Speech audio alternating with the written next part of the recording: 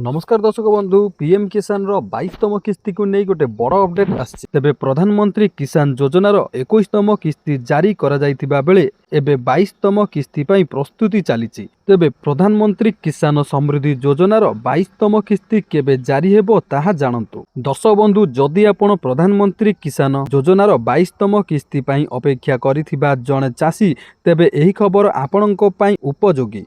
प्रधानमंत्री किसान योजनार 22तम किस्ती तारीख संपर्क में एक गुरुत्वपूर्ण अपडेट आसीछि।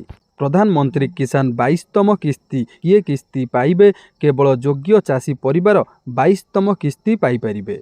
एथरे अंतर्भुक्त हेबो चाषी जणे भारतीय नागरिक होइथिबा आवश्यक, आवेदनकारींकर एक चाष जमी थिबा आवश्यक, राज्य सरकारंक द्वारा जमी रेकर्ड जांच करा जिबा आवश्यक, चाषी आधार प्रधानमंत्री किसान अकाउंट सहित लिंक होइतिबा मध्य आवश्यक।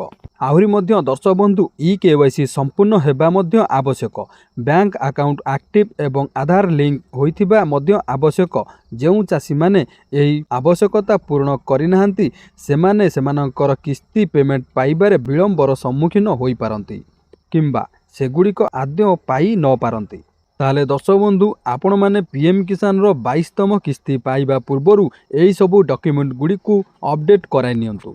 तबे दर्शक बंधु सेहीपरि प्रधानमंत्री किसान 22तम किस्ती पई केवाईसी जरूरी। केवाईसी किपरि पूर्ण करिवे? प्रधानमंत्री किसान किस्ती पाइबा पई केवाईसी आवश्यक।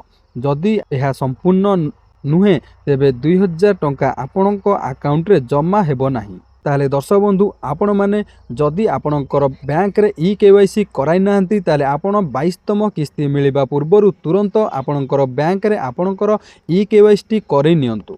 जदि आपण केवाईसी करौ नाहंती ताले आपणकर ए 22तम किस्तीटी पाई पारिबे नाही। एहा छड़ा जदि आपण माने पीएम किसान वेबसाइट रे केवाईसी कराई नाहंती प्रधानमंत्री किसान वेबसाइट रे तुरंत केवाईसी कराई नियंतु। ताले आपण माने तीनोटी उपाय रे आपणकर केवाईसी करि परिबे। तेबे प्रथमटी हेउची आपण सरकारी प्रधानमंत्री किसान वेबसाइट रे थिबा ओटीपी व्यवहार करी केवाईसी पूर्ण करि परिबे। द्वितीयटी हेउची सीएससी सेंटर। आपणक निकटस्थ सीएससी सेंटर जनसेवा केंद्र को जाई मध्य बायोमेट्रिक जरिया रे आपण केवाईसी पूर्ण करि परिबे। आ तृतीयटी हेउची आपणकर आधार कार्ड देई ओटीपी जरिया रे मध्य आपण केवाईसी पूर्ण करि परिबे। ताले दर्शक बंधु आपण माने आपणकर स्टेटस बा स्थिति किपरि भाबरे चेक करि परिबे। तेबे दर्शक बंधु आपण माने आपणकर केवाईसी अपडेट अछि कि नै किभଳି भाबरे चेक करि परिबे? आपण माने पीएम किसान रो ऑफिशियली वेबसाइट को जानतु। सेठी स्टेटस ऊपर क्लिक करी आपणकर आधार नंबर किंबा पंजीकरण नंबर देई आपण सेठारे आपणकर पेमेंट किंबा किस्ती स्थिति जांच करि परिबे। आहुरी मध्य सेठारे आपण माने आपणकर केवाईसी अपडेट अछि कि नै ता मध्य चेक करि परिबे।